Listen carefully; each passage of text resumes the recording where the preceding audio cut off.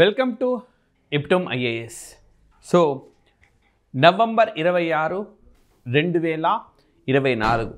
So ఈ రోజుతోటి భారత రాజ్యాంగం ఆమోదాన్ని పొంది 75 సంవత్సరాలు పూర్తయింది. సో 1949 నవంబర్ 26న భారత రాజ్యాంగాన్ని రాజ్యాంగ పరిషత్తు ఆమోదించింది.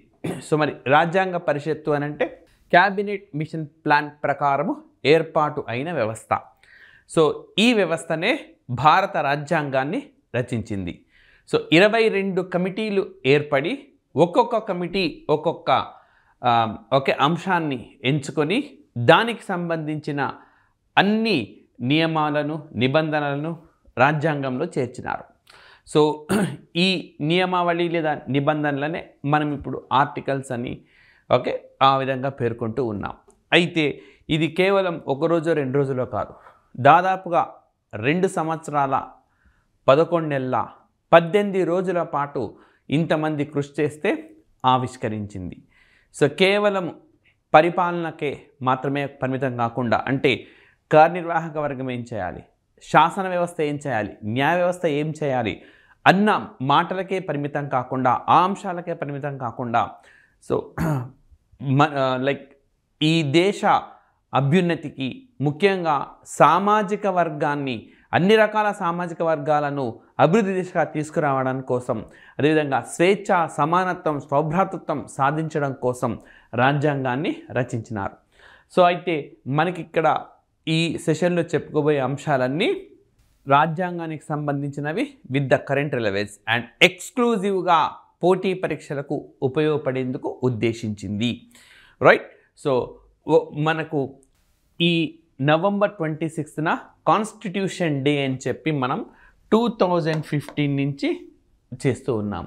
2015 నుంచి. అంతకుముందు లేదా అంటే లేదు. అంతకుముందు మనము న్యాయ రోజు అని చేస్తూ ఉన్నాం, లా డేగా చేస్తూ ఉన్నాం. బట్ నరేంద్ర మోడీ ప్రధానమంత్రి అయిన తర్వాత ఈ రోజును భారత రాజ్యాంగపు రోజుగా ఆయన ప్రకటించినారు. సో మరి నరేంద్ర మోడీ ప్రధానమంత్రి అయినాక మనకు చాలా రోజులు వచ్చినాయి. సో ఎగ్జామినేషన్స్కి రిపీటెడ్గా అడుగుతూ ఉంటారనమాట. Like for example January 16th మనకు స్టార్టప్ డే, అదేవిధంగా మనకు June 21 yoga day, September 25 Antyodaya Anna Yojana day, విధంగా ఆగస్ట్ 23 నేషనల్ స్పేస్ డే, ఇట్లా December 25 good governance day, so November 15 Janjatiya Divas, so November 26 constitution day. So ఈ విధంగా మనకు ఎన్నో రోజులను ప్రవేశపెట్టారు. సో మరి రాజ్యాంగం ఆమోదం లభించిన రోజు నుంచే, అంటే నవంబర్ 26న ఏటా రాజ్యాంగ దినోత్సవాన్ని జరుపుకోవాలని చెప్పి మనకు నిర్ణయించినారు. రైట్. సో మరి ఈ రాజ్యాంగ రచనలో ఎందరో మనకు పాత్రను పోషించినారు. అదేవిధంగా భారత రాజ్యాంగంలో అనేక అంశాలను అనేక దేశాల నుంచి స్వీకరించడం జరిగింది. సో ఫర్ ఎగ్జాంపుల్ భారతదేశం అతి ఎక్కువగా ఎక్కడి నుంచి స్వీకరించిందంటే 1935 నాటి చట్టము. రైట్. సో ఈ సెషన్ జరుగుతున్న సందర్భంగా నేను చాలా క్వశ్చన్స్ ఇస్తూ ఉంటాను అండ్ దానికి మీరు స్పందించాలి. లైక్ ఫర్ ఎగ్జాంపుల్ మనకు 1935 నుంచి అతి ఎక్కువగా స్వీకరించినాం. ఆ తర్వాత యూకే నుంచి కూడా స్వీకరించినాం, అదే కెనడా నుంచి కూడా స్వీకరించినాం. కెనడా నుంచి స్వీకరించిన వాటిలో మనకు సమాఖ్య తరహా వ్యవస్థ ముఖ్యమైంది. సో ఇక్కడ నేను ఒక క్వశ్చన్ అడుగుతున్నాను. సమాఖ్య తరహా వ్యవస్థ ముఖ్యమైందని చెప్పిన దగ్గర భారతదేశంలో ఈ విదేశాంగ వ్యవహారాలు అన్నది మనకు కేంద్ర జాబితాలోని అంశం. అసలు ఫెడరల్ లేదా సమాఖ్య వ్యవస్థ అని అంటే, సో కేంద్రం తన విధులు సపరేట్గా ఉంటాయి, రాష్ట్రానికి సపరేట్గా విధులు ఉంటాయి. రాష్ట్ర శాసన వ్యవస్థ అమలు చేయాల్సినవి, కేంద్ర శాసన వ్యవస్థ అమలు చేయాల్సినవి సపరేట్గా ఉంటాయి. సో అందులో భాగంగా మనకు 7వ షెడ్యూల్లో ఆర్టికల్ 246లో రైట్ మీకు ఈ సమాఖ్య వ్యవస్థ అన్నది విదేశాంగ విధానం అనేది కేంద్రానికి సంబంధించింది. అయితే ఇటీవల ఏ రాష్ట్రం మనకు విదేశాంగ కార్యదర్శిని నియమించింది? సో అంటే సమాఖ్య స్ఫూర్తికి ఇది పూర్తిగా విరుద్ధమైంది. ఏ రాష్ట్రం నియమించింది? సో మీరు దీనికి ఆన్సర్ చేయండి. సో ఈ సెషన్ మనకు ముగిసే లోపల చాలా మేరకు ఆర్టికల్స్ కవర్ అవుతాయి, అమెండ్మెంట్స్ కవర్ అవుతాయి సందర్భాన్ని బట్టి, సో దట్ మీకు ఈ ఎగ్జామినేషన్ అతి త్వరలో గ్రూప్ 2 ఎగ్జామినేషన్ జరగబోతున్నది తెలంగాణలో. ఆంధ్రప్రదేశ్లో కూడా ఫిబ్రవరిలో గ్రూప్ ఉన్నది. సో మీకు పూర్తి స్థాయిలో ఒక రివిజన్ అయినట్టుగా ఉంటుంది ఈ సెషన్ కంప్లీట్గా, రైట్. సో మరి అమెరికా నుంచి మనం ఏమేమి తీసుకున్నామంటే ప్రవేశికతో రాజ్యాంగం ప్రారంభం కావడం తీసుకున్నాం. సో మనకు నవంబర్ 25వ తేదీనే సుప్రీంకోర్టు ఒక సంచలనమైన తీర్పునిచ్చింది. సో ఇప్పటి వరకు ప్రవేశిక ఒకసారి సవరించారు. 42వ రాజ్యాంగ సవరణ చట్టం ద్వారా దీన్ని మనకు ఒక్కసారే సవరించినారు. ఇందులో చేర్చిన మనకు సామ్యవాదము, అదేవిధంగా లౌకికవాదము, సోషలిస్ట్ అండ్ సెక్యులర్ ఈ పదాలను తొలగించాలి అని చెప్పి వేసిన పిటిషన్ను సుప్రీంకోర్టు తిరస్కరించింది. ప్రజా సంక్షేమము అన్న భావనలో దీన్ని తీసుకున్నారు. పైగా ఇవి భారత రాజ్యాంగంలో మౌలిక సూత్రం, సో బేసిక్ స్ట్రక్చర్ అన్నమాట. ఈ మౌలిక నిర్మాణాన్ని తొలగించేందుకు వీలు లేదు. సో ఏమైనా అమెండ్మెంట్ చేయొచ్చు, కానీ బేసిక్ స్ట్రక్చర్ని మనము తొలగించరాదు. సో మరి మొట్టమొదటిసారిగా ఈ బేసిక్ స్ట్రక్చర్ అన్న సిద్ధాంతాన్ని మనకు కేశవానంద భారతి కేసులో సుప్రీంకోర్టు చెప్పింది 1973 ఏప్రిల్ 24న. ఇప్పటి వరకు భారతదేశంలో ఎన్నో కేసులైనాయి, బట్ అతిపెద్ద బెంచ్ ఏ కేసులో కాన్స్టిట్యూట్ అయ్యింది అని అంటే మనకు కేశవానంద భారతి కేసులో కాన్స్టిట్యూట్ అయ్యింది. సో అమెరికా నుంచి కేవలం ఇది ఒక్కటేనా అంటే కాదు, మనకు అమెరికా నుంచి ఫండమెంటల్ రైట్స్ తీసుకున్నాం. అదేవిధంగా న్యాయ సమీక్ష ఆర్టికల్ 13లో మనకు జ్యుడిషియల్ రివ్యూ అని చెప్పి ఉంటుంది. ఈ జ్యుడిషియల్ రివ్యూ శాసన వ్యవస్థ చేసే శాసనాలు కానీ, అదేవిధంగా కార్యనిర్వాహక వ్యవస్థ అమలు చేసే తీరు కానీ, ఈ రెండిట్లో ఏది మనకు రాజ్యాంగం లేదా ప్రాథమిక హక్కులు ఉల్లంఘించేలా ఉన్నా అవి చెల్లదు అని చెప్తుంది. సో చాలా అంశాలని చెప్పింది. ఇటీవలే కూడా మనకు ఒక కేసులో కోర్టు చెప్పింది స్పష్టంగా ఏమని, సో ప్రజా సంక్షేమం కోసము ఆస్తులను సేకరించవచ్చు, కానీ దీన్ని అడ్డం పెట్టుకొని ఇష్టారీతిన ప్రజా ఆస్తులను సేకరించడం రాజ్యాంగ విరుద్ధము అని చెప్పి రీసెంట్గా ఈ నవంబర్ 2024లోనే జడ్జిమెంట్ కూడా మనకు వచ్చింది. సో అదేవిధంగా మనకు ఫండమెంటల్ రైట్స్, ఎలక్టోరల్ కాలేజ్, భారత రాష్ట్రపతిని ఎన్నుకున్న ఎలక్టోరల్ కాలేజ్, అదేవిధంగా మనకు స్వతంత్ర న్యాయ వ్యవస్థ చెప్పుకున్నాం ఆల్రెడీ, అండ్ ఉపరాష్ట్రపతి రాజ్యసభకు చైర్మన్గా వ్యవహరించడం అన్న అంశాలన్నింటినీ కూడా మనం ఎక్కడి నుంచి స్వీకరించినామంటే అమెరికా నుంచి స్వీకరించినాము, రైట్. నెక్స్ట్ బ్రిటన్ నుంచి. సో ప్రాబబ్లీ 1935 యాక్ట్ నుంచి మనం అతి ఎక్కువగా స్వీకరించినామని చెప్పినాను ఆల్రెడీ. ఆ తర్వాత రెండవ స్థానం మనకు బహుశా బ్రిటన్దే ఉండవచ్చు. ముఖ్యంగా మనకు పౌరసత్వము అన్న భావన, సో సిటిజన్షిప్. మరి సిటిజన్షిప్ అనేది కూడా ఇటీవలి కాలంలో మనకు వార్తల్లోకి వచ్చింది. 2019లో పౌరసత్వ సవరణ చట్టం ఒకటి చేశారు. ఆ పౌరసత్వ సవరణ చట్టాన్ని ఈ ఏడాది నుంచి అమలు చేస్తూ ఉన్నారు. సో మార్చ్ 11, 2024న దీన్ని నోటిఫై చేశారు. ఆ విధంగా ఈ పౌరసత్వం అన్నది మనకు వార్తల్లో ఉంది. సో 2014కు ముందు డిసెంబర్ 31కు ముందు భారత్కు పొరుగున ఉన్న బంగ్లాదేశ్, ఆఫ్ఘనిస్తాన్, పాకిస్తాన్ ఈ దేశాల్లోని మైనారిటీలు.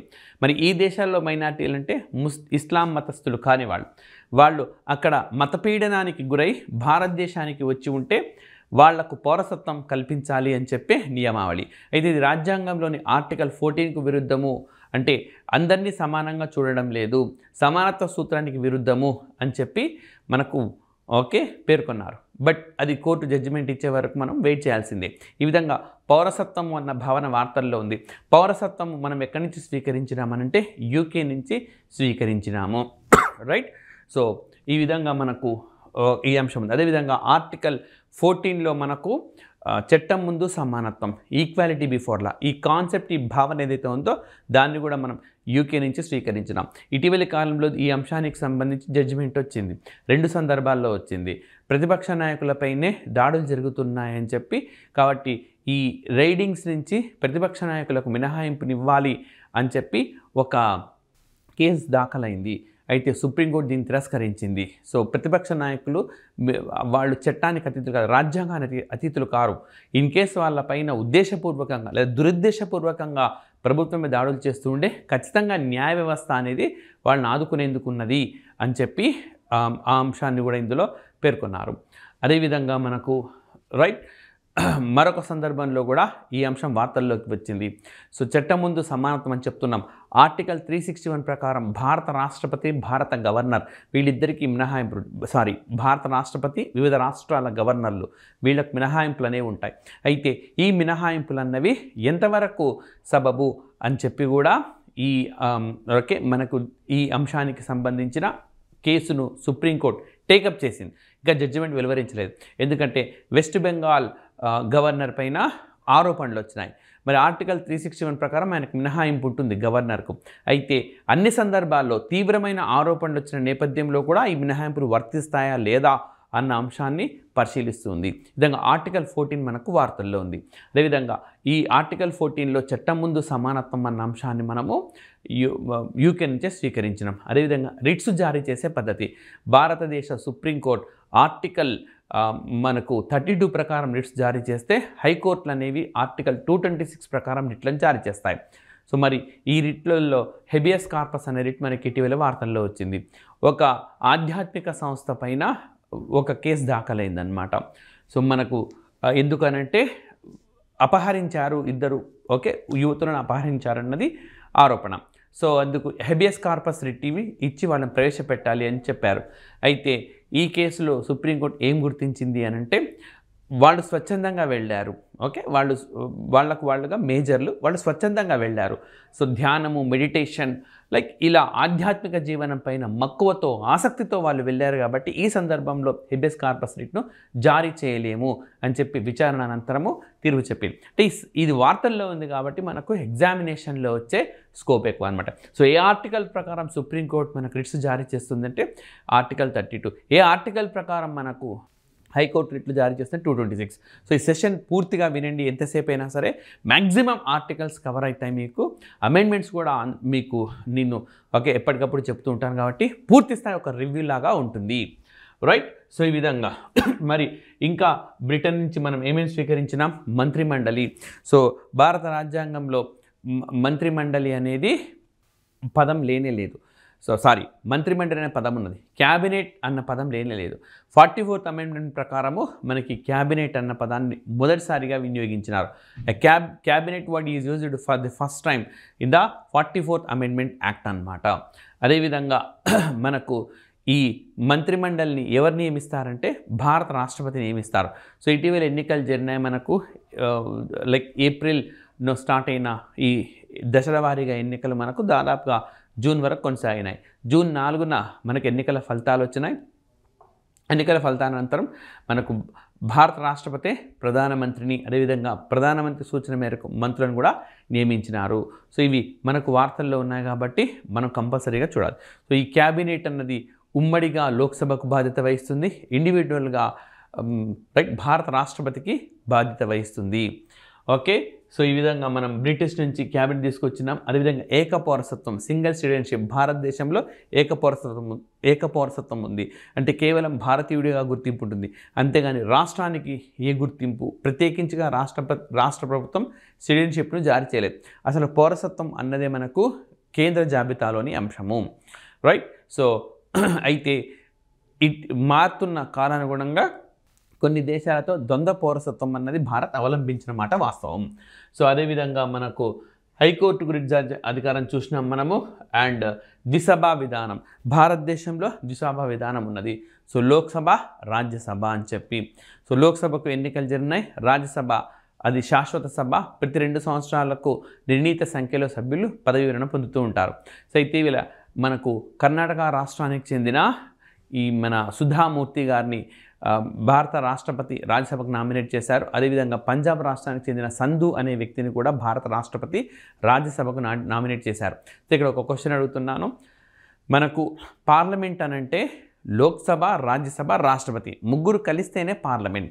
సో ఏ 2 సభలు కలిసినంత మాత్రాన లేదా కేవలం రాష్ట్రపతితోటి మాత్రమే పార్లమెంట్ అనేది లేదు. ఏ ఆర్టికల్లో మనకి ఈ అంశం ఉన్నది? సో ఇది రెండవ క్వశ్చన్. మొదటి క్వశ్చన్ ఏమని అడిగినా నేను, ఏ రాష్ట్రము విదేశాంగ కార్యదర్శిని అపాయింట్ చేసింది? ఇది సమాఖ్య స్ఫూర్తికి విరుద్ధమైంది. రెండవ అంశం నేను మీకేం చెప్తా ఉన్నాను, రెండవ క్వశ్చన్. రైట్. ఇప్పుడు ఓకే, సెకండ్ క్వశ్చన్ కూడా అడిగినాను. ఆ 2 క్వశ్చన్లకి మీరు యూట్యూబ్ వేదికగానే స్పందించండి. ఏ ఆర్టికల్ ప్రకారం మనకు Lok Sabha, Rajya Sabha and president of India ముగ్గురు కలిస్తేనే పార్లమెంట్ అని అంటాం. ఓకే, అదేవిధంగా మనకు కెనడా నుంచి కూడా చాలా అంశాలు స్వీకరించినాం మనము. ఓకే, మనకు కేంద్ర ప్రభుత్వం శక్తివంతమైంది. సో రాష్ట్ర ప్రభుత్వాలు ఉన్నాయి, బట్ కేంద్రానికి ఎక్కువగా అధికారాలు ఉన్నాయి. ఈవెన్ ఉమ్మడి జాబితాలోని అంశాలకు కూడా కేంద్రానికి విరుద్ధంగా రాష్ట్రం ఏదైనా చట్టం చేస్తే కేంద్రం చట్టమే చెల్లుబాటు అవుతుంది. అయితే రాష్ట్రపతి ముందస్తు అనుమతి తీసుకుంటే ఆ రాష్ట్రంలో చెల్లుబాటు అవుతుంది. సో ఇది ఇటీవలి కాలంలో మనకు వెస్ట్ బెంగాల్ రాష్ట్రం అపరాజిత అనే బిల్లును తీసుకొని వచ్చింది. అయితే కేంద్రం చేసిన చట్టానికి ఇది కాస్త విరుద్ధంగా ఉన్నది. కాబట్టి రాష్ట్రపతి అనుమతితోనే దీన్ని అమలు చేయాల్సి ఉంటుంది. సో ఈ విధంగా కేంద్రానికి ఎక్కువ అధికారాలనే ఉన్నాయి. అయితే ఇప్పటికే చాలా కమిషన్లు రాష్ట్రానికి మరిన్ని అధికారాలు ఇవ్వాలి. అదేవిధంగా రెసిడ్యూరీ లిస్ట్ అంటే ఓకే అవశిష్ట జాబితా, కేంద్రం కానీ రాష్ట్రం కానీ ఉమ్మడి కానీ ఏ జాబితాలో లేని ఏ అంశం, కొత్త అంశం ఏదైనా ఉంటే దానిపైన చట్టం చేసే అధికారం ప్రస్తుతం కేంద్రానికి ఉన్నది. కానీ అది రాష్ట్రానికి ఇవ్వాలి అని చెప్పి చాలా కమిషన్లు ఇప్పటికే మనకు సూచించినాయి, రైట్. సో అదేవిధంగా మనకు ఓకే అధికారాలు, గవర్నర్ నియామకం ఇవన్నీ కూడా కెనడా నుంచి మనం స్వీకరించినాము. ఇంకా ఐర్లాండ్ నుంచి ఆదేశ సూత్రాలు స్వీకరించినాము.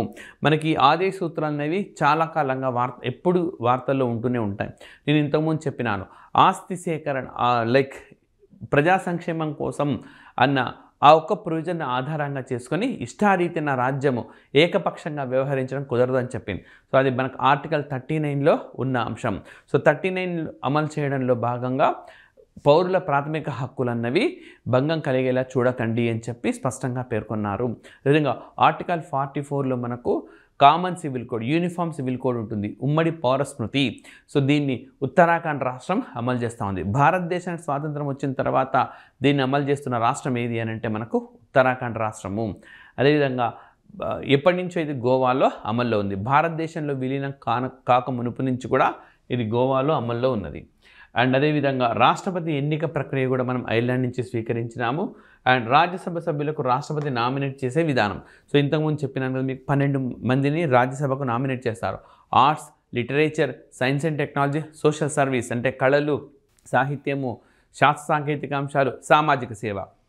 ఇంతకుముందు నేను చెప్పిన సుధామూర్తి కానీ అదేవిధంగా సంధు వీళ్ళిద్దరిని కూడా మనకు భారత రాష్ట్రపతి నామినేట్ చేశారు సామాజిక సేవ విభాగంలో భాగంగా. ఫ్రాన్స్ నుంచి ఏం తీసుకొచ్చినా మనం గణతంత్రము, రిపబ్లిక్ అంటాం. సో రిపబ్లికన్ అంటే head of the state is elected, రాజ్యాధినేత ఎన్నికైతే ఆయా వ్యవస్థలను మనం గణతంత్రం అంటాం. భారతదేశము నవంబర్ 26న రాజ్యాంగాన్ని ఆమోదించిన జనవరి 26 నాడు గణతంత్రంగా అవతరించింది. అంటే ఆ రోజు నుంచి మన రాజ్యాధినేతను మనమే ఎన్నుకుంటున్నాం. అంతవరకు బ్రిటిష్ వాళ్ళే నియమించేవాళ్ళు. సో మొన్న 2024 గణతంత్ర దినోత్సవానికి కూడా ఫ్రాన్స్ అధ్యక్షుడే మనం అక్కడి నుంచి స్వీకరించినాం. ఆ దేశ అధ్యక్షుడే మనకు ముఖ్య అతిథిగా హాజరైనారు. సో మొన్న 2024కి చెప్తున్నాను నేను, 2025కి వేరే వారు వస్తారు. సో 2024కి మాత్రం ఫ్రాన్స్ అధ్యక్షుడే వచ్చారు, ఇమ్మాన్యుయల్ మ్యాక్రాన్ అనమాట. అదే రోజు ఈఫిల్ టవర్లో, ఫ్రాన్స్లో ఈఫిల్ టవర్లో యూపీఐ సేవలను కూడా భారత్ ప్రారంభించింది. సో యూనిఫైడ్ పేమెంట్ ఇంటర్ఫేస్ అనమాట. సో అదే రోజున ప్రారంభించింది. అదేవిధంగా ప్రవేశికలో మనం చెప్పుకునే స్వేచ్ఛ, సమానత్వం, సౌభ్రాతృత్వం, right. So equality, fraternity and okay liberty, ఈ భావాలు ఏవైతే ఉన్నాయో ఇవన్నీ కూడా మనము ఫ్రాన్స్ నుంచి స్వీకరించినాం. ఈ భావనలన్నీ మనకు ప్రవేశికలో కూడా కనిపిస్తాయి. అదేవిధంగా ఆస్ట్రేలియా నుంచి ఉమ్మడి జాబితాను స్వీకరించినాము. కాన్కరెంట్ లిస్ట్ అని అంటాం. ఆర్టికల్ 246లో లేదా 7వ షెడ్యూల్లో ఇవి మనకు ఉంటాయి. సో ఉమ్మడి జాబితాలోని అంశాలు 59 ఉన్నాయి ఇప్పుడు మనకు దాదాపుగా. సో అటు కేంద్రం ఇటు రాష్ట్రం రెండు కూడా చట్టాలు చేస్తాయి, రైట్. సో మరి అదేవిధంగా ఆస్ట్రేలియా నుంచి ఉభయ సభల సంయుక్త సమావేశం ఆర్టికల్ 108లో ఉంటుంది మనకు. సో మనకు ఒక బిల్లు చట్టంగా మారాలంటే లోక్సభ, రాజ్యసభ ఇద్దరు అంగీకరించాలి. ఆ తర్వాత భారత రాష్ట్రపతి ఆమోదం తెలపాలి. అది ఎప్పుడైతే రాష్ట్రపతి దగ్గరికి వెళ్తాయో, ఉభయ సభలు ఆమోదించిన తర్వాత రాష్ట్రపతి దగ్గరికి వెళ్తాయో అప్పుడు వీటోకి సంబంధించిన అధికారాలు ఉంటాయి. సో ఈ వీటో అధికారాలు కూడా ఇప్పుడు కొత్తగా వచ్చినవి కావు మనకు. 1793 ఓకే చార్టర్ యాక్ట్ 1793 చార్టర్ చట్టంలోనే ప్రస్తావించినారు. అక్కడి నుంచే ఈ వీటో అధికారాలు అనేవి మనకు వచ్చినాయి, రైట్. సో మరి ఇప్పుడు తాజా అంశానికి కానీ మనం వస్తే, ఉభయ సభల్లో ఒక సభ ఒప్పుకొని ఒక సభ ఒప్పుకోని పక్షంలో అప్పుడు మనకు ఉభయ సభల సంయుక్త సమావేశం ఉంటుంది ఆర్టికల్ 108 ప్రకారం. ఇప్పటి వరకు 3 సందర్భాల్లో మనకు ఈ సమావేశాలు జరిగినాయి. సో మీకు తెలిస్తే ఈ 3 సందర్భాల్లో హాజరైన ఒక ఎంపీ ఉన్నారు. ఆ ఎంపీ ఎవరో మీరు తెలియచేయండి. సో 3 క్వశ్చన్స్ అడిగాను ఇప్పటి వరకు. కేరళ రాష్ట్రానికి సంబంధించి ఆన్సర్ చెప్పేసిన నేను. పోన్లేండి ఈపాటికి ఆన్సర్ ఎవరన్నా టైప్ చేస్తుంటే సంతోషం. సో విదేశాంగ కార్యదర్శిని అపాయింట్ చేసిన రాష్ట్రం ఏదనంటే కేరళ. ఇంకో క్వశ్చన్ అడిగినాను, ఏ ఆర్టికల్ ప్రకారం లోక్సభ, రాజ్యసభ అండ్ రాష్ట్రపతి ముగ్గురిని కలిపి పార్లమెంట్గా వ్యవహరిస్తారు. ఇప్పుడు 3వ క్వశ్చన్ కూడా నేను మీకు అడిగినాను. 3 మనకు ఉభయ సభల సమావేశంలో పాల్గొన్న ఎంపీ ఎవరు? అదేవిధంగా మనకు సోవియట్ యూనియన్ నుంచి ఏం స్వీకరించిన ఫండమెంటల్ డ్యూటీస్, అదేవిధంగా ప్రవేశికలో కనిపించే సామ్యవాదము, ఆర్థిక రాజకీయ న్యాయ భావనలు, so social, economic, political and ఈ కాన్సెప్ట్స్ అన్నీ కూడా. సో ఇంతకుముందే చెప్పినాను కదా, మనకు సామ్యవాదం, భారత సామ్యవాదం అన్నది ప్రజా సంక్షేమం వృత్తే తీసుకున్నది. దాన్ని మనకు 42వ రాజ్యాంగ సవరణ చట్టం ద్వారా చేర్చినారు. సో ఇది రాజ్యాంగంలో ఎప్పటి నుంచో ఉన్నది, భావన రూపంలో ఉన్నది. బట్ తర్వాత పదం చేర్చినంత మాత్రం నష్టం లేదు అని చెప్పి రీసెంట్గా మనకు సుప్రీంకోర్టు జడ్జిమెంట్ ఇచ్చింది. అదేవిధంగా జర్మనీ నుంచి అత్యవసర పరిస్థితులలో మనకు ఎమర్జెన్సీ విధించడం అన్నది. అయితే భారతదేశంలో మనకు 1975 జూన్ 25న అత్యవసర పరిస్థితి విధించినారు. ఈ జూన్ 25ను ప్రస్తుత ప్రభుత్వము రాజ్యాంగ హత్యా దినోత్సవంగా, కాన్స్టిట్యూషనల్ మర్డర్ డేగా ప్రకటించింది. సో కారణం ఏంటంటే ఆ సందర్భంలో ఎమర్జెన్సీ విధించడం అన్నది రాజ్యాంగ విరుద్ధము. అదేవిధంగా పెద్ద ఎత్తున రాజ్యాంగ ఉల్లంఘన జరిగింది, ప్రాథమిక హక్కుల ఉల్లంఘన జరిగింది అని చెప్పి మనకి ఇక్కడ ఆరోపణలనే ఉన్నాయన్నమాట. రైట్. అండ్ అదేవిధంగా మనకు దక్షిణాఫ్రికా నుంచి రాజ్యసభ సభ్యుల ఎన్నిక విధానము, అదేవిధంగా రాజ్యాంగ సవరణలు. ఇప్పటి వరకు 106 సందర్భాల్లో భారత రాజ్యాంగాన్ని సవరించినారు. 106వ రాజ్యాంగ సవరణ చట్టం ద్వారా చట్టసభల్లో మహిళలకు రిజర్వేషన్లు అనేవి కల్పించినారు. ఈ రిజర్వేషన్లు 15 సంవత్సరాల పాటు అమల్లో ఉంటాయి. సో అటు లోక్సభ, అదేవిధంగా రాష్ట్రాల్లోని దిగువ సభల్లో ఈ రిజర్వేషన్లు అనేవి వర్తిస్తాయి. 33% రిజర్వేషన్లు అనేవి ఇందులో కల్పించినారు. అదేవిధంగా జపాన్ నుంచి న్యాయ సూత్రాలు, సో వీటిని స్వీకరించినాం. సో ఈ విధంగా మనకు భారత రాజ్యాంగానికి సంబంధించిన అతి ముఖ్యమైన అంశాలన్నమాట. సో మరి రాజ్యాంగాన్ని రూపొందించింది ఎవరు? సో ఈ రాజ్యాంగాన్ని రూపకర్తలు ఒకరు అని చెప్పలేం, బట్ క్రియాశీల పాత్రగా పోషించిన వాళ్ళు చాలామంది ఉన్నారు. ఫర్ ఎగ్జాంపుల్ మనకు father of the constitution of India లేదా భారత రాజ్యాంగ పితగా మనం డాక్టర్ బిఆర్ అంబేద్కర్ గారిని చెప్తాము. సో కారణం ఏంటంటే అతి ముఖ్యమైన డ్రాఫ్టింగ్ కమిటీకి ఆయన నేతృత్వం వహించినారు. కానీ అంతకన్నా పెద్ద కమిటీ, అంటే డ్రాఫ్టింగ్ కమిటీలో సభ్యుల కంటే కూడా అంతకన్నా పెద్ద కమిటీ మనకు ఉన్నది. సో అది ఏంటి అని అంటే సర్దార్ వల్లభాయ్ పటేల్ నేతృత్వంలోని కమిటీ అన్నమాట. సో ఈ కమిటీ అనేది మనకు సభ్యుల రీత్యా అతిపెద్ద కమిటీగా చెప్పుకోవచ్చు. సో మరి 1946 డిసెంబర్ 6న రాజ్యాంగ పరిషత్ ఆవిర్భావం జరిగింది. ఏ ప్లాన్ ప్రకారం అంటే క్యాబినెట్ మిషన్ ప్లాన్. మరి డిసెంబర్ 9వ తేదీన మొట్టమొదటిసారిగా ఇది సమావేశమైంది. సచ్చిదానంద సిన్హా తాత్కాలిక అధ్యక్షుడిగా వ్యవహరించినారు. అయితే సచ్చిదానంద సిన్హాని ఎన్నుకోవడానికి కారణం అందరికంటే ఆయన అప్పుడు సీనియర్ మెంబర్ అన్నమాట. ఈ విధంగా ఒక సమావేశం జరుగుతూ ఉన్నప్పుడు అత్యంత సీనియర్ మెంబర్ను అధ్యక్ష పీఠంలో కూర్చోబెట్టడం అన్నది సాంప్రదాయం. ఈ సాంప్రదాయం భారత్ ఏ దేశం నుంచి స్వీకరించిందంటే ఫ్రాన్స్ నుంచి స్వీకరించింది. ఇప్పుడు కూడా భారతదేశంలో ఈ సాంప్రదాయం కొనసాగుతూ ఉంది. ఎక్కడ కొనసాగుతుంది అంటే ప్రొటెం స్పీకర్ అపాయింట్మెంట్లో. అయితే ఇప్పుడు ఇంకొక క్వశ్చన్ అడుగుతున్నాను. సో అన్ని క్వశ్చన్స్కి మీరు స్పందించండి దయచేసి. సో ఇటీవలే 18వ లోక్సభ, అంటే ఇప్పుడు ఈ సంవత్సరం ఎన్నికైన లోక్సభకు ప్రొటెం స్పీకర్ ఎన్నిక వివాదాస్పదమైంది. సో ఆ వివాదం జోలికి వెళ్ళాల్సిన అవసరం లేదు. ప్రొటెం స్పీకర్గా 18వ లోక్సభకు ప్రొటెం స్పీకర్గా ఎవరు వ్యవహరించారు? మీరు సెర్చ్ చేయడం వల్ల చాలా అదనంగా అట్లీస్ట్ 1.2 పాయింట్స్ అన్నీ మీకు వస్తాయి కంపల్సరీగా.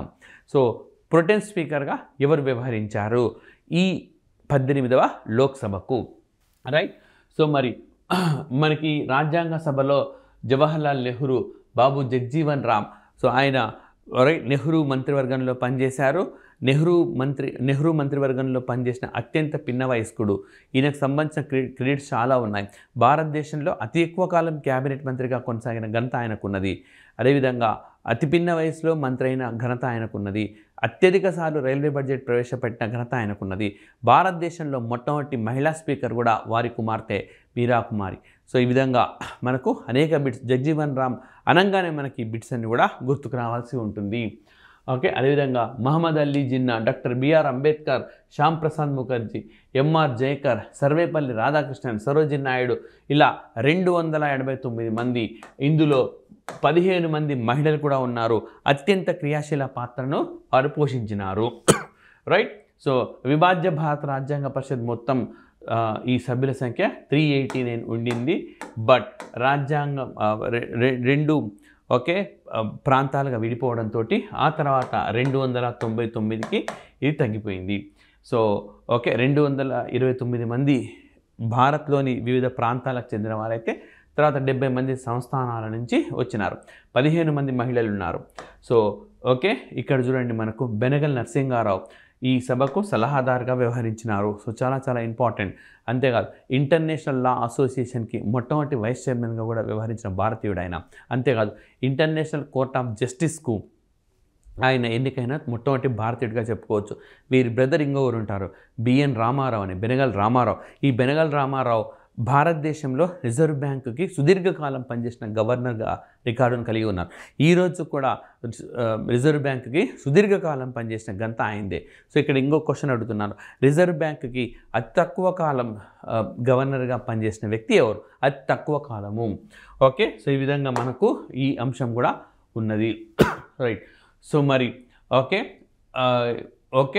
రాజ్యాంగం మొత్తం రాయడానికి సో మరి ఒక వ్యక్తే దీన్ని రాయడం జరిగింది. సో రాయడం అని అంటే ఇక్కడ మీరు లైక్ ఆల్రెడీ రెడీ అయిన దాన్ని చక్కగా రాయడం అన్నమాట. సో హ్యాండ్ రైటింగ్, స్వహస్తాలతో రాయడం.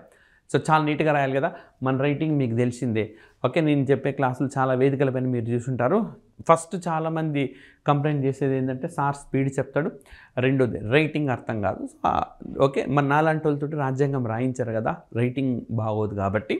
సో మరి ఇక్కడ మనకు రాజ్యాంగాన్ని ఏమాత్రం పైసా తీసుకోకుండా రాజ్యాంగాన్ని రచించినారు రామ్ ప్రసాద్ సక్సేనా. సో ఆయన ఈ రామ్ ప్రసాద్ సక్సేనా ఈయన వారి తాతగారి పేరు. సో వాళ్ళు ఇద్దరూ కలిసి వాళ్ళ తాతగారి పేరును ప్రతి దానిలో కూడా ఉండేలా ఆయన జాగ్రత్త పడ్డారనమాట. సో ప్రతి పేజీలో వారి పేరు, వారి తాతగారి పేరు. సో ఈ విధంగా ప్రేమ్ బిహార్ అని చెప్పి వీరు భారత రాజ్యాంగాన్ని స్వహస్తాలతో రాసినారు. సో ఇప్పటికీ దీన్ని ప్రిజర్వ్ చేశారు. ఇటీవలే ఈ భారత రాజ్యాంగ నకలను యునైటెడ్ అరబ్ ఎమిరేట్స్లో కూడా ప్రదర్శించినారు. సో రాజ్యాంగంలోని ప్రతి పేజీలో నా పేరును చివరిన మా తాత రాంప్రసాద్ సక్సేనా పేరు రాస్తాను అని చెప్పి ఆయన బదిలిచ్చినారనమాట. సో మరి స్వదస్తుడితో రాజ్యాంగం లిఖించడానికి సిద్ధమైన రాయిదాదా 1000 ఏళ్ళు మన్నికగా ఉండే పార్చ్మెంట్ షీట్లపై రాజ్యాంగాన్ని లిఖించినారు. సో ఇది ఎప్పటికీ అట్లాగే ఉంటుంది. ఈవెన్ ఇప్పుడు పార్లమెంట్లో కూడా దీన్ని అక్కడ ప్రత్యేకంగా ఉంచారనమాట. దాదాపు 6 నెలల పాటు రాజ్యాంగ రచన సాగింది. రచన అంటే ఈయన ఉన్నదాన్ని ఆల్రెడీ రాజ్యాంగ పరిషత్తు రఫ్గా రాసిన దాన్ని ఈయన ఫెయిర్గా రాశారనమాట. 395 ఆర్టికల్స్ భారత రాజ్యాంగాన్ని రాసినప్పుడు ఉన్న ఆర్టికల్స్ ఇప్పుడు దాదాపుగా మనకు 470 పైనే ఉన్నాయి ఆర్టికల్స్. 8 షెడ్యూల్స్, ఇప్పుడు మనకు 12 షెడ్యూల్స్ ఉన్నాయి. అదేవిధంగా 432 పాళీలను ఉపయోగించి రాసిన రాజ్యాంగం మూల ప్రతులను ఢిల్లీలో ఉన్న పార్లమెంట్ భవనం గ్రంథాలయంలో చూడొచ్చు. సో హిందీలో మరొక కాలిగ్రాఫర్ వసంత కృష్ణ వైద్య దీన్ని రచించినారు. ఇంగ్లీష్, హిందీ భాషల్లో చేతు రాసిన ఈ ప్రతులను హీలియం నింపిన పెట్టెల్లో భద్రపరిచినారు. సో అదేవిధంగా శాంతినికేతన్ చెందిన నందన్ లాల్ బోస్, ఆయన శిష్యుడు రామ్ మనోహర్ సిన్హాలు నూతన భారతీయ ప్రతీకలతో పాటు జాతీయోద్యమాల నేతలు, అదేవిధంగా ఘట్టాలు, వివిధ అంశాలను రాజ్యాంగంలో ప్రతి పేజీలో కూడా చిత్రీకరించినారు. ఒరిజినల్ ప్రతిని మీరు చూడండి. సో మనకు వేదాలు, రామాయణ ఘట్టాలు, మొహెంజోదారో, సో సింధు నాగరికత కాలం నాటి నగరం ఇది. సో ఈ సంవత్సరం కూడా మనకు సింధు నాగరికత వార్తల్లో ఉన్నది. 2-3 సందర్భాల్లో వార్తల్లోకి వచ్చింది. సింధు నాగరికత అనేది ఒకటి సింధు నది ఒడ్డున సింధు నాగరికత వెలసిల్లింది అని చెప్పి ప్రకటించి ఈ సంవత్సరంతో 100 సంవత్సరాలు పూర్తయింది, 100 years పూర్తయింది. ఆ సందర్భంగా ఒకసారి వార్తల్లోకి వచ్చింది. అదేవిధంగా ఎన్సీఆర్టీ 6th క్లాస్లో ఎక్కడైతే ఇండస్ సివిలైజేషన్ ఉందో అక్కడ ఇండో సరస్వతి సివిలైజేషన్ అని చెప్పి రాయాలి అని చెప్పి మనకు ఎన్సీఆర్టీ నిర్ణయించింది. అదేవిధంగా ఈ సింధు నాగరికతకు సంబంధించి లోథాల్ అని చెప్పి మరొక నగరం వార్తల్లోకి వచ్చింది. సో ఇక్కడ వరల్డ్స్ మొట్టమొదటిసారిగా మ్యారిటైమ్ హెరిటేజ్ కాంప్లెక్స్ నిర్మిస్తున్నారు 3000 కోట్లతో. దీని నిర్మాణానికి భారతదేశానికి వియత్నాం దేశంతో ఒప్పందం అనేది కుదిరింది. ఓకే, ఈ విధంగా మనకు బుద్ధుడు మహావీరుడు బుద్ధిస్ట్ కాన్ఫరెన్స్ మనకి ఈ సంవత్సరం ఢిల్లీలో జరిగింది. ఓకే, గుప్తుల పాలన స్వర్ణయుగాలు ఇట్లాంటివన్నీ కూడా ఇందులో చిత్రీకరించినారు. ఓకే, సో మరి ఇక్కడ కొటేషన్స్ అనేవి ఉన్నాయి. సో ఈ కొటేషన్స్ సంబంధించి మీరు జస్ట్ రెఫర్ చేయండి. ఇదంతా కూడా ఈనాడు పేపర్లో వచ్చిన ఆర్టికల్ మనకు. సో దాన్నే మీకు పరీక్షా కోణంలో ఎక్స్ప్లెయిన్ చేస్తూ ఉన్నాం మనము. రైట్, సో మరి ఇవి కూడా మనకు రకరకాల అంశాలకు సంబంధించినవే. సో భారత రాజ్యాంగ రచన కమిటీ చైర్మన్గా చరిత్రలో సువర్ణాక్షరాలతో రచించిన భీమ్రావ్ రామ్జీ అంబేద్కర్ అపార మేధో సంపత్తి దార్శనికతతో రాజ్యాంగాన్ని ఆత్మ ప్రజలకు హక్కులు ఆయన ప్రతిపాదించినారు. సో ముందుగా చెప్పినట్టు డ్రాఫ్టింగ్ కమిటీకి ఆయన నేతృత్వం వహించినారు. సో చాలా కీలకమైందన్నమాట. ఓకే, సో ఈ విధంగా ఈ అంశాలు కూడా ఉన్నాయి. అండ్ అదేవిధంగా మనకు ముఖ్యమైన రాజ్యాంగ సవరణ చట్టాలు. సో ఇక్కడ మనకు ఎక్కువగా ఎగ్జామినేషన్లో క్వశ్చన్స్ ఎక్కువగా వచ్చే ఇష్యూగా మనం దీన్ని చూడవచ్చు. సో తొలి సవరణే ప్రాథమిక హక్కు పైన. సో తొలి రాజ్యాంగ సవరణ ప్రాథమిక హక్కుపై వచ్చింది. వాక్ స్వాతంత్రాన్ని కల్పించే అధికారంపై పరిమితులను ప్రభుత్వం విధించింది. భూ సంస్కరణలు ఇతర చట్టాలకు న్యాయ సమీక్ష నుంచి రక్షణ కల్పించింది. సో ఇది 9వ షెడ్యూల్ను కూడా చేర్చింది. సో మనకు నేను మీకు మామూలుగా చెప్పేస్తాను. సో ఇక్కడ యాక్చువల్గా 1927-28 ప్రాంతం నుంచే తమిళనాడులో రిజర్వేషన్ అనేది అమలవుతూ ఉన్నది. అయితే భారత రాజ్యాంగంలో మనకు ఆర్టికల్ 13లో ఏముంటుంది, భారత రాజ్యాంగం అమల్లోకి రాకముందు ఏవైతే నిబంధనలు ఉన్నాయో ఆ నిబంధనలు ప్రాథమిక హక్కులకు ఉల్లంఘనకు గురి అయ్యేలా ఉంటే అవి చెల్లుబాటు కావు అని చెప్పారు. మూల రాజ్యాంగం రిజర్వేషన్ లేవు. సో చెంపకం దొరై రాజన్ అనే ఒక కేసులో మరి రిజర్వేషన్ కల్పించినారు తమిళనాడు చట్టం ప్రకారం, 1927-28 చట్టం ప్రకారం. అయితే చెంపకం దొరై రాజన్ వారు కోర్టుకు వెళ్ళడంతో సో ఈ కేసు మలుపు జరిగిందనమాట. సో రిజర్వేషన్ ఇవ్వడం సబబు కాదు. ఎందుకనంటే ఆర్టికల్ 13 ప్రకారము రిజర్వేషన్ అనేది రాజ్యాంగం రాకముందు అమల్లో ఉన్నది. కానీ ప్రస్తుత రాజ్యాంగంలో ఏం రాశారు, డిస్క్రిమినేషన్ అనేది ఉండకూడదు. జాతి, మతము, కులము, లింగము, భాష ఈ అంశాల ఆధారంగా డిస్క్రిమినేషన్ ఉండరాదు అని రాశారు. కానీ కులం ఆధారంగా డిస్క్రిమినేషన్ చూపిస్తుంది చట్టము అని జడ్జిమెంట్ రావడంతో అప్పటికప్పుడు 1వ రాజ్యాంగ సవరణ చేసి దీన్ని చేర్చినారనమాట రిజర్వేషన్ని. సో విద్యా వ్యవస్థలో సీట్లు, ఉద్యోగాల్లో రిజర్వేషన్లను ప్రవేశపెట్టారు. సో రైట్, మరి ఎందుకు వివక్ష ఉండాలి అని అంటే అనేక వేల సంవత్సరాలుగా వివక్షకు గురి అయిన సామాజిక వర్గాలు ఆర్థికంగా కూడా వెనకబడ్డాయి. అందరినీ సమానం చేసే వరకు ఉండాలి అన్న అంశంతో రాజ్యాంగాన్ని మొదటిసారిగా సవరించారు. అదేవిధంగా 7వ సవరణ దేశాన్ని భాషా ప్రాతిపదికన 14 రాష్ట్రాలు 6 కేంద్రపాలిత ప్రాంతాలుగా విభజించినారు. సో మనకు ఫజల్ అలీ కమిషన్ దీన్ని సూచించిన మేరకు.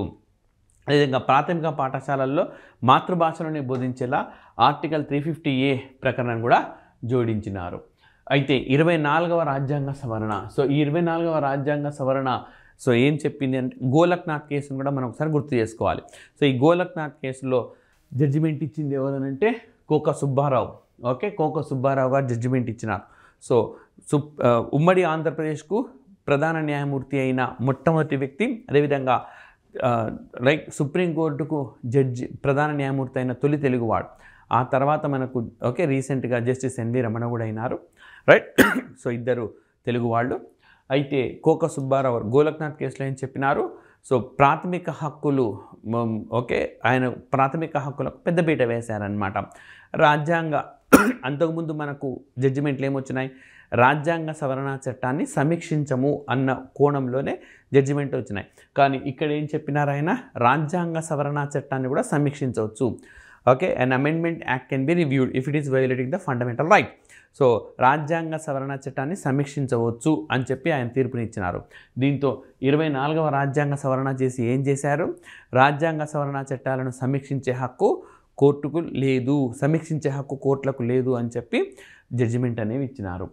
ఓకే, సో ఈ విధంగా మనకు ఈ అంశం అనేది పెద్ద ఎత్తున ఎప్పుడు వార్తలు ఉంటుంది. ఆ తర్వాత కేశవానంద భారతి కేసులో సుప్రీంకోర్టు ఏం చెప్పింది, రాజ్యాంగాన్ని సవరించవచ్చు, పార్లమెంట్కి ఆ హక్కు ఉంది, బట్ మౌలిక నిర్మాణం అనేది ఉంటుంది, దాన్ని సవరిస్తే న్యాయ వ్యవస్థ సమీక్షిస్తుంది, రాజ్యాంగ సవరణ చట్టమైన సమీక్షిస్తుంది అని చెప్పి కేశవానంద భారతి కేసులో చెప్పింది. అయితే మౌలిక నిర్మాణాన్ని సవరించినా కూడా సమీక్షించే హక్కు లేదు అని చెప్పి 42వ రాజ్యాంగ సవరణ చేస్తే మళ్ళీ మినర్వా మిల్స్ కేసులో కోర్టు పాతదాన్ని పునరుద్ధరించింది. అంటే న్యాయ వ్యవస్థకు శాసన వ్యవస్థకు జరిగిన ఈ పోరులో అల్టిమేట్గా మినర్వా మిల్స్ కేసు మనకు పూర్తి స్థాయిలో క్లియర్ పిక్చర్ని లాస్ట్కి ఇచ్చేసింది. ఏం చెప్పింది, రాజ్యాంగాన్ని సవరించే హక్కు పార్లమెంట్కు ఉంటుంది, కానీ మౌలిక నిర్మాణాన్ని సవరిస్తే మాత్రం ఖచ్చితంగా న్యాయ వ్యవస్థ సమీక్షిస్తుంది అని చెప్పి. సో ఇటీవల 99వ రాజ్యాంగ సవరణ చట్టాన్ని కూడా కొట్టివేసింది. రైట్, సో మనకు 42వ రాజ్యాంగ సవరణ చట్టం ద్వారా లౌకిక, సామ్యవాదం, అదేవిధంగా ఇంటిగ్రిటీ అనే పదం కూడా చేరినాయి. సో అదేవిధంగా 44th అమెండ్మెంట్ ద్వారా ఆస్తి హక్కును తొలగించినారు. ఆర్టికల్ 31లో ఉండింది మనకు, దాన్ని తొలగించినారు. అయితే ఓకే, దీన్ని సాధారణ హక్కు చేశారు. రైట్, ఇప్పుడు ఉన్నది అది, బట్ ఆర్టికల్ 300Aలో ఉన్నది. అదేవిధంగా మనకు ఎమర్జెన్సీకి సంబంధించి అంతర్గత సమస్యలు పదం ఉన్న చోట సైనిక తిరుగుబాటు, ఆర్మ్డ్ రెబెలియన్ అన్న పదాన్ని చేర్చినారు. అదేవిధంగా ఎమర్జెన్సీ విధించాలంటే మనకు కంపల్సరీ మంత్రివర్గము రాతపూర్వకంగా సలహా ఇచ్చినప్పుడు మాత్రం విధించాలని చెప్పింది. అదేవిధంగా 52వ రాజ్యాంగ సవరణ చట్టం ద్వారా మనకు షెడ్యూల్ 10 చేర్చినారు, ఫిరాయింపు నిరోధక చట్టం. దీన్నే యాంటీ డిఫెక్షన్ లా అని అంటారు. సో మరి ఈ ఫిరాయింపు నిరోధక చట్టం అన్నది సో ఈ యాంటీ డిఫెక్షన్ లా అన్నది మనకు సో ఒక పార్టీ నుంచి ఎన్నికే మరొక పార్టీకి వెళ్ళకుండా కట్టడి చేసేందుకు ఉద్దేశించింది. సో ఓకే, ఆయారాం గయారాంలను నిరోధించేందుకు ఉద్దేశించింది. అయితే దీన్ని కూడా మనకు 91వ రాజ్యాంగ సవరణ చట్టం ద్వారా సవరించినారు. 91వ రాజ్యాంగ సవరణ చట్టం ద్వారా 2 అంశాలు వచ్చినాయి మనకు. ఒకటి వచ్చేసి 10th షెడ్యూల్, ఒకటి వచ్చేసి కేంద్ర క్యాబినెట్ సంఖ్యపై పరిమితి, అదేవిధంగా రాష్ట్ర క్యాబినెట్ సంఖ్యపై పరిమితి. అక్కడైనా సరే ఎక్కడైనా సరే దిగువ సభలో మొత్తం టోటల్ స్ట్రెంత్లో 15% మించి మంత్రివర్గం ఉండరాదు. రెండవది 52వ రాజ్యాంగ సవరణ చట్టం ద్వారా జరిగిన 10th షెడ్యూల్ని 91 ద్వారా కాస్త మార్చినారు, 1/3 కాస్త 2/3 చేసినారు. సో ఓకే, ఈ విధంగా మనకు 52వ రాజ్యాంగ సవరణ అనేది వచ్చింది. ఇప్పటికీ వార్తల్లో ఉంది. ముఖ్యంగా తెలంగాణ రాష్ట్రంలో బీఆర్ఎస్ తరఫున ఎన్నికైన కొంతమంది అధికార కూటమి వైపుకి వచ్చారు. దీనికి సంబంధించి మరి ఇప్పుడు కేసు కొనసాగుతూ ఉన్నది. అదేవిధంగా మనకు ఓకే, బీఆర్ఎస్ తరఫున గత శాసనసభలో స్పీకర్గా పనిచేసిన పోచారం శ్రీనివాసరెడ్డి ఇప్పుడు కాంగ్రెస్ పార్టీలోకి వచ్చినారు, బీఆర్ఎస్ నుంచి ఎన్నికైనారు. ఆయన రైట్ రాష్ట్ర ప్రభుత్వానికి వ్యవసాయ రంగానికి సంబంధించిన సలహాదారుగా కూడా ఉన్నారు. రైట్, అదేవిధంగా 73, 74వ రాజ్యాంగ సవరణ అత్యంత కీలకమైనవి. రాజ్యాంగంలోని ఆదేశ సూత్రాల్లో ఉండే ఆర్టికల్ 40ని అమలు చేసేందుకు మనకు 73, 74వ రాజ్యాంగ సవరణ చట్టాలను ప్రవేశపెట్టారు. సో గ్రామ పంచాయతీలు, అదేవిధంగా మున్సిపాలిటీలను ఓకే, ఈ కొత్త అంశాలను కూడా చేర్చినారు. రైట్, సో ఈ 73rd, 74th అమెండ్మెంట్ యాక్ట్స్ మనకు ఓకే 1993 తర్వాత అమల్లోకి వచ్చినాయి. రైట్, సో ముఖ్యంగా ఈ పంచాయతీరాజ్ వ్యవస్థ అనేది April 24th, 1993 అమల్లోకి వచ్చింది. అందుకే April 24th మనం పంచాయతీరాజ్ డేగా నిర్వహిస్తూ ఉంటాము. అదేవిధంగా మనకు 86వ రాజ్యాంగ సవరణ చట్టం ద్వారా ప్రాథమిక విద్య ప్రాథమిక హక్కుగా మారింది. So basic education has become the fundamental right. So article 21A చేర్చినారు. ఇటీవల కాలంలో నూతన విద్యా విధానం కూడా వచ్చింది. సో దానికి దీనికి లింక్ చేసుకొని చదువుకోవాలి. సో 6 నుంచి 14 సంవత్సరాల లోపు ఉండే బాలబాలికలందరికీ కూడా ఈ ప్రాథమిక విద్యను ప్రాథమిక హక్కుగా చేర్చినారు. రైట్, సో 91st అమెండ్మెంట్ మళ్ళీ నేను మీకు చెప్పినాను ఆల్రెడీ. 52nd అమెండ్మెంట్తో వచ్చిన 10th షెడ్యూల్లోనే కాస్త మార్పు చేసి 91st అమెండ్మెంట్ యాక్ట్ ఒకటి తీసుకొని వచ్చినారు. అండ్ అదేవిధంగా 101వ రాజ్యాంగ సవరణ చట్టం ద్వారా మనకు జిఎస్టీని అమల్లోకి తీసుకొచ్చినారు. సో ఆర్టికల్ 279A చేసి మనకు జిఎస్టీ మండలి తీసుకొచ్చినారు. ఆర్టికల్ 248లో మార్పు చేశారు. సో యాక్చువల్గా మనకు కేంద్రం కొన్ని పన్నులు విధించవచ్చు, రాష్ట్రం కూడా కొన్ని పన్నులు విధించవచ్చు. సో అయితే ఒక్కొక్క రాష్ట్రంలో ఒక్కో పన్ను విధానం ఉండడం, కన్ఫ్యూజన్గా ఉండడం, జిగ్జాగ్గా ఉండడంతో ఏం చేసింది, రాష్ట్రం విధించే ఆ పన్నుని కేంద్రం తీసుకోవాలనుకుంది. మరి రాష్ట్ర జాబితాలోని అంశం కేంద్రం తీసుకోవాలంటే ఖచ్చితంగా రాజ్యాంగాన్ని సవరించాలి. సో అందుకనే జిఎస్టీ అన్ని దేశవ్యాప్తంగా అన్ని రకాల పరోక్ష పన్నులను ఒక గొడుగు తీసుకుని వచ్చి జిఎస్టీని తీసుకొచ్చారు. గూడ్స్ అండ్ సర్వీసెస్ ట్యాక్స్ అంటాం, వస్తు సేవల పన్ను. 101వ రాజ్యాంగ సవరణ ద్వారా జిఎస్టీ మండలి ఒక దాన్ని ఏర్పాటు చేసి, సో ఈ జిఎస్టీ మండలి నిర్ణయం తీసుకుంటుందన్నమాట. ఆ విధంగా మనకు దీన్ని కూడా చేర్చినారు. అండ్ అదేవిధంగా 106వ రాజ్యాంగ సవరణ చట్టం. సో చాలా చాలా ఇంపార్టెంట్. అనేక సందర్భాల్లో మనకు శాసన వ్యవస్థలోకి ఈ బిల్లును ప్రవేశపెట్టారు. బట్ 106వ రాజ్యాంగ సవరణ చట్టం సందర్భంలో ఇది ఆమోదం అనేది పొందింది. రైట్. సో అదేవిధంగా మనకు ఇది ప్రవేశిక. సో ప్రవేశిక ఎవరైతే కాంపిటేటివ్ ఎగ్జామినేషన్స్ రాస్తున్నారో దానికి సంబంధించిన ప్రతి ఆస్పిరెంట్ కూడా ప్రవేశికను కంపల్సరీగా నేర్చుకోవాల్సి ఉంటుంది. సో ప్రతి పదం అనేది రావాల్సి ఉంటుంది. సో దీన్ని భారత రాజ్యాంగ తత్వం అని దీని రాజ్యాంగానికి మూలంగా చెప్తూ ఉంటారు. ప్రవేశికతో రాజ్యాంగం ప్రారంభం కావడం అన్నది మనం ఎక్కడి నుంచి స్వీకరించినామనంటే అమెరికా నుంచి స్వీకరించినాం. సో ప్రవేశికలో స్వాతంత్రం, సమాఖ్య పదాలను చేర్చాలని రాజ్యాంగ సభ సభ్యుడు మౌలానా హసన్ మెహనీ సవరణ తీర్మానం ప్రవేశపెట్టారు. దీన్ని మిగతా సభ్యుల నుంచి మద్దతు లభించలేదు. అంబేద్కర్ కూడా సుముఖత వ్యక్తం చేయలేదు. సో మొహానీ మరో సవరణ ఆమోదానికి పట్టుబట్టారు. ప్రవేశికల్లో సర్వసత్తాక ప్రజాస్వామ్య గణతంత్ర బదులు సోవియట్ యూనియన్ తరహాలో సామ్యవాద గణతంత్ర భారత సమాఖ్యం చేర్చాలని చెప్పి ఆయన కోరారు. సో దేశబంధు గుప్తా ఇందుకు అభ్యంతరం వ్యక్తం చేశారు. మనం రూపొందించిన రాజ్యాంగం సోవియట్ యూనియన్కు పూర్తిగా విభిన్నమైందని, కాబట్టి యుఎస్ఎస్ఆర్ తరహాలో పేరు పెట్టడం సహేతుకం కాదని వాదించారు. ఓటింగ్లో మొహానీ తీర్మానం అనేది వీగిపోయింది. రైట్. సో ఈ విధంగా మనకు సామ్యవాదం అంబేద్కర్ కూడా దీనికి మద్దతును ఇవ్వలేదన్నమాట. సో ఈ విధంగా ఈ చర్చోపచర్చలు మనకు అవసరమవుతాయి ఎగ్జామినేషన్స్లో అనంటే జనరల్ ఎస్ఏ రాసేటప్పుడు కానీ లేదా గ్రూప్ 1 మెయిన్స్ రాసేటప్పుడు కానీ ఇలాంటి మనం వినియోగించుకోవచ్చు అన్నమాట. సమాచారాన్ని క్వశ్చన్కి అనుగుణంగా ఏ విధంగా మీరు సమాచారాన్ని వినియోగించుకుంటారన్నదే మనకు ముఖ్యమైన అంశము. అండ్ అదేవిధంగా మనకు సంక్షోభాలు ఎదురైన వేళ. So right, for example Golaknath. So 1967లో గోలక్నాథ్ కేసు ఆల్రెడీ నేను మీకు చెప్పినాను. తెలుగువాడైన కోకా సుబ్బారావు ఇచ్చిన జడ్జిమెంట్ ఇది. సో ఇందులో ఏం చెప్పారు, రాజ్యాంగ సవరణ చట్టాలను కూడా సమీక్షించే హక్కు న్యాయ వ్యవస్థకు ఉంటుంది అని చెప్పారు. అయితే రాజ్యాంగ సవరణ చట్టాన్ని సమీక్షించే హక్కు లేదు అంటూ 24th అమెండ్మెంట్ తీసుకొచ్చినారు. కానీ కేశానంద భారతి కేసులో ఏం చెప్పారు, రాజ్యాంగ సవరణ చట్టాలను సమీక్షించే హక్కు ఉంది అని చెప్పి తీసుకొని వచ్చినారు. అండ్ అదేవిధంగా మనకు 42 తర్వాత అదంతా డిస్కస్ చేసినాను. 356కు కళ్ళెం. మనకు ఎస్ఆర్ బొమ్మాయి కేసు. ఈ సంవత్సరంతో ఈ ఎస్ఆర్ బొమ్మాయి కేసు మనకు 30 సంవత్సరాలను పూర్తి చేసుకున్నది. అండ్ అదేవిధంగా మౌలిక స్వరూపానికి సంబంధించి డిస్కస్ చేసినాం. అండ్ మరి ప్రపంచంలో అతి పురాతన రాజ్యాంగం ఏదైనా ఉందంటే అది శాన్ మ్యారినో, అత్యంత పురాతనమైన రాజ్యాంగం. సో ఇప్పుడు వార్తల్లో ఉంది కాబట్టి క్వశ్చన్ వచ్చే అవకాశం ఉన్నది. ఐరోపాలోని శాన్ మ్యారిలో సో చాలా కాలం కిందటనే అనమాట. ఇది అమల్లోకి వచ్చింది. అయితే ప్రపంచంలో అతిపెద్ద రాజ్యాంగం ఏదంటే అది భారతదేశ రాజ్యాంగమే. అయితే ప్రపంచంలో సుదీర్ఘకాలంగా సవరణకు నోచుకున్న రాజ్యాంగం ఏదంటే జపాన్. అయితే లిఖితపూర్వక రాజ్యాంగం లేని ప్రముఖ ప్రజాస్వామ్య దేశం ఏదంటే యూకే. అదేవిధంగా ఆధునిక కాలంలో రాజ్యాంగాన్ని లిఖించింది ఎవరనంటే అమెరికాగా మనం చెప్పుకోవచ్చు. సో అంశాలన్నీ ఇక్కడ ఉన్నాయి. అండ్ మరి రాజ్యాంగ నిర్మాణంలో చాలామంది మహిళలు పాత్రను కలిగి ఉన్నారు. సో రైట్, ఇందులో కొంతమంది పేర్లను గౌరవ భారత రాష్ట్రపతి గారు కూడా ఈ 70 సంవత్సరాల స్వతంత్ర భారత రాజ్యాంగ ఆమోదం రోజున వారు కూడా ప్రస్తావించారు కొంతమంది పేర్లను. ఈ నేపథ్యంలో అడగవచ్చు. పైగా తెలంగాణలో గ్రూప్ 1 ప్రిలిమ్స్ ఎగ్జామినేషన్ 3 సార్లు జరిగింది. 2 సార్లు అడిగారు రాజ్యాంగ పరిషత్లో మహిళలు ఉన్నవారెవరు లేనివారెవరు అని చెప్పి. కాబట్టి 15 మంది మహిళల్ని ఆస్పిరెంట్స్ గుర్తుపెట్టుకోవాలి. సో ఫస్ట్ ఆఫ్ ఆల్ అన్నీ మస్కరీన్. సో ఓకే, ఈమె స్వస్థలం కేరళ నుంచి లోక్సభ ఎన్నికైన తొలి మహిళగా వీరిని చెప్పుకోవచ్చు.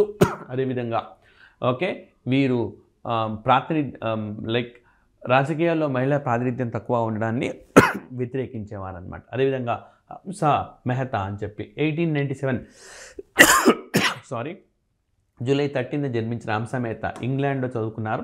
45-46లో ఆల్ ఇండియా ఉమెన్ కాన్ఫరెన్స్ అధ్యక్షురాలుగా పనిచేశారు. రాజ్యాంగ పరిషత్ సభ్యురాలుగా లింగ సమానత్వం విషయాల్లో కీలక పాత్ర పోషించారు. దాక్షాయణి వెలయాదవ్. సో ఓకే, ఈమె రాజ్యాంగ పరిషత్కి ఎన్నికైన తొలి దళిత మహిళ అన్నమాట. సో కేరళలోని కొచ్చిన్లో జన్మించినారు. సో ఓకే, వీరు లైక్ ఆర్టికల్ 17 ఓకే దీనికి బాగా మద్దతు ఇచ్చినారు. అంటే అంటరానితనాన్ని నిషేధించిన అంశం అన్నమాట. అండ్ అదేవిధంగా ఓకే, మనకు లీలారాయ్ అస్సాంలోని ఓకే గుల్బార్రాలో జన్మించినారు. సో వీరు రాజకీయాలు చేయడానికి మహిళలను ప్రేరేపించారు. భారతదేశ విభజన నిరసనగా రాజ్యాంగ సభ నుంచి నిష్క్రమించారు. నేరుగా అడగవచ్చు, భారతదేశ విభజనను నిరసిస్తూ రాజ్యాంగ సభ నుంచి నిష్క్రమించింది ఎవరు అని చెప్పి. అదేవిధంగా సుచేత కృపలాని బాగా ఇంపార్టెంట్. సో వీరు తొలిసారిగా కాంగ్రెస్ పార్టీ మహిళా విభాగాన్ని స్థాపించిన ఘనతను కలిగి ఉన్నారు. చాలా తొలి ఉన్నాయి వీరికి, అన్నీ కూడా చెప్తాను నేను ఇప్పుడు. 1942 క్విట్ ఇండియా ఉద్యమంలో కీలక పాత్ర పోషించారు. దేశంలోని తొలి మహిళా ముఖ్యమంత్రిగా ఉత్తరప్రదేశ్ రాష్ట్రంలో బాధ్యతలు చేపట్టారు. సో ఈమె భారతదేశంలో తొలి మహిళా ముఖ్యమంత్రి. అదేవిధంగా ఓకే, కాంగ్రెస్ పార్టీ మహిళా విభాగాన్ని స్థాపించిన తొలి వ్యక్తి. అండ్ ఓకే, అంటే రెండో వ్యక్తి ఎవరు స్థాపించిన వ్యక్తి ఈమెనే. అదేవిధంగా ముఖ్యమంత్రి అయిన తొలి మహిళ. సో వీరి హస్బెండ్ జేబీ కృపలాని. సో ఆయన భారతదేశంలో అవిశ్వాస తీర్మానాన్ని ప్రవేశపెట్టిన తొలి వ్యక్తి అన్నమాట. ఆయన కూడా రాజ్యాంగ పరిషత్తులో బాగా కీలక పాత్ర పోషించారు. కొన్ని కమిటీలకు ఆయన నాయకత్వం కూడా వహించినారు. అదేవిధంగా మాలత్ చౌదరి. సో ఓకే, తూర్పు బెంగాల్లో జన్మించినారు. సో రైట్, ఆయన ఓకే 1927లో వీరి హస్బెండ్ తర్వాత ముఖ్యమంత్రి అయినారు. సో ఈ విధంగా మాలత్ చౌదరి కూడా భారత రాజ్యాంగ రచనలో అత్యంత కీలక పాత్రను పోషించినారు. ఇంకా ఓకే మహిళలు ఉన్నారు. రాజ్ కుమార్ అమృత్ కౌర్ భారతదేశంలో మంత్రిగా పనిచేసిన మొట్టమొదటి మహిళగా వీరిని చెప్పుకోవచ్చు. నెహ్రూ క్యాబినెట్లో వైద్య శాఖ మంత్రిగా పనిచేశారు. అదేవిధంగా అమ్ము స్వామినాథన్ కేరళ రాష్ట్రానికి చెందినవారు. సో వీరు కూడా ఓకే చాలా కీలక పాత్ర పోషించారు. అన్ని బీసెంట్తో కలిసి ఉమెన్ ఇండియా అసోసియేషన్ సంఘాన్ని గతంలో స్థాపించారు 1917లో. దుర్గాబాయ్ దేశ్ముఖ్ ఒక భారతదేశం ఆర్బీఐకి మొట్టమొదటి భారత గవర్నర్గా పనిచేసిన సిడి దేశ్ముఖ్ సతీమణి. ఈ సిడి దేశ్ముఖ్ పేరును ఇటీవలే ఒక రైల్వే స్టేషన్కి పెట్టారు మహారాష్ట్రలో. అదేవిధంగా మనకు వరల్డ్ బ్యాంక్ అండ్ ఐఎంఎఫ్ ఏర్పాటు కావడానికి బ్రిటన్ వుడ్స్ సమ్మిట్ అనేది జరిగింది. ఈ బ్రిటన్ వుడ్స్ సమ్మిట్లో భారతదేశం నుంచి పాల్గొన్నది ఎవరంటే సిడి దేశ్ముఖ్. సో వారి మిస్సెస్ దుర్గాబాయ్ దేశ్ముఖ్.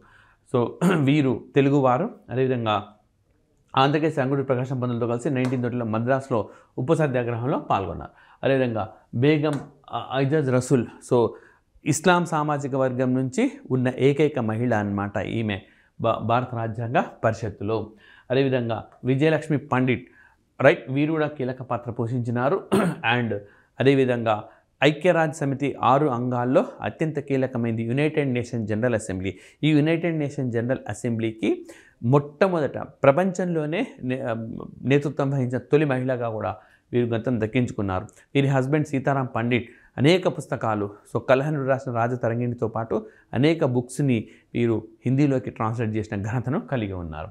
అదేవిధంగా కమలా చౌదరి లక్నోలో సంపన్న కుటుంబంలో జన్మించిన వీరు కూడా అత్యంత కీలక పాత్ర పోషించినారు. And then okay Purnima Banerjee. Okay అదేవిధంగా రేణుకా రాయ్ అండ్ సరోజిని నాయుడు భారతదేశానికి స్వాతంత్రం వచ్చిన తర్వాత గవర్నర్గా మొదటి మహిళా గవర్నర్గా పనిచేసిన ఘనతను కలిగి ఉన్నారు. అదేవిధంగా ఐఎన్సీ సమావేశాలకు నేతృత్వం వహించిన తొలి భారత మహిళగా, తొలి మహిళ అంటే అన్ని బీసెంట్. ఓకే అటెండ్ అయిన తొలి మహిళ అంటే కాదంబరి గంగూలీ. అండ్ అదేవిధంగా నేతృత్వం వహించిన తొలి మహిళ అంటే అన్ని బీసెంట్. అదేవిధంగా నేతృత్వం వహించిన తొలి భారత మహిళ అంటే సరోజిని నాయుడు. సో ఈ విధంగా ఓకే వీరు కూడా అత్యంత కీలక పాత్ర పోషించినారు. సో మరి తెర వెనక అత్యంత కీలక పాత్ర పోషించింది ఎవరంటే సర్ బెనగల్ నరసింహారావు. ఓకే ఈయన గురించి ఆల్రెడీ చెప్పినాను మీకు. సో స్వాతంత్రానికి అసలు మనకు డ్రాఫ్టింగ్ కమిటీ అనేది 1947 ఆగస్ట్ 29న ఎస్టాబ్లిష్ అయింది. అంతకుముందు ఎస్టాబ్లిష్ అయిన డ్రాఫ్టింగ్ కమిటీకి నేతృత్వం వహించినారు. ఇంటర్నేషనల్ కోర్ట్ ఆఫ్ జస్టిస్కు ఎన్నికయ్యారు భారత్ తరఫున. సో భారత రాజ్యాంగం రచనలో అత్యంత కీలక పాత్ర పోషించిన వ్యక్తిగా మనం ఈయనని చెప్పవచ్చు. ఓకే, అదేవిధంగా బర్మా అంటే ప్రస్తుతం మయన్మార్ అనుకుంటున్నాం కదా, రాజ్యాంగ రచనలో నరసింహారావు ఆయన కీలక పాత్ర పోషించినారు. కేవలం భారత రాజ్యాంగ రచనలోనే కాదు, ప్రపంచంలో అతిపెద్ద లిఖిత రాజ్యాంగం భారత్ది. అంత పెద్ద రాజ్యాంగం రాయడానికి పట్టిన సమయం 3 ఏళ్ల కంటే తక్కువ. ఇంత తక్కువ సమయంలో ఆంగ్లేయులే కాకుండా యావత్ ప్రపంచం ఆశ్చర్యపోయేలా రాజ్యాంగ రచన పూర్తి అవ్వటం వెనుక నరసింహారావు కృషితో పాటు ఆయన నైపుణ్యం, స్కిల్ కూడా ఉన్నది. అంబేద్కర్ స్వయంగా ఆయనను కొనియాడారు. హేగ్లోని అంతర్జాతీయ న్యాయస్థానంలో న్యాయమూర్తిగా నియమితులై ప్రపంచవ్యాప్తంగా ప్రజాస్వామ్యం కోసం నిలబడ్డ ఈ భారత ప్రతిభామూర్తి. సో నిజానికి ఆయన యునైటెడ్ నేషన్స్ సెక్రటరీ జనరల్ కూడా అయ్యేవారు బ్రతికి ఉంటే. అంటే భారతదేశం తరఫున ఇప్పటి వరకు ఎవ్వరు కూడా సెక్రటరీ జనరల్ కాల, కేవలం శశి థరూర్ పోటీ చేశారు అంతే. కానీ ఈయన బతికి ఉంటే ఆ ఘనత కూడా సాధించి ఉండేవారు. ఓకే, సో ఈ విధంగా బెనగల్ నరసింహారావు, అదేవిధంగా చెప్పాను కదా బిఎన్ రామారావు వీరి బ్రదర్ ఆర్బీఐకి సుదీర్ఘకాలం గవర్నర్గా పనిచేశారు. అతి తక్కువ కాలం గవర్నర్గా పనిచేసింది ఎవరో ఆర్బీఐకి మీకు వీలైతే ఓకే చెప్పండి. రైట్, సో ఇవి మనకు ఓకే ఈ 75 రాజ్యాంగ ఆమోదం పొందిన రోజు సందర్భంగా మనకు ఓకే చాలా క్వశ్చన్స్ కవర్ అయ్యేలా ఈ సెషన్ని మీకు ఎపిటోమ్ ఐఏఎస్ అందించింది. రైట్, సో మరి ఇతర అంశాలతో నెక్స్ట్ సెషన్లో కలుద్దాం. So thank you very much.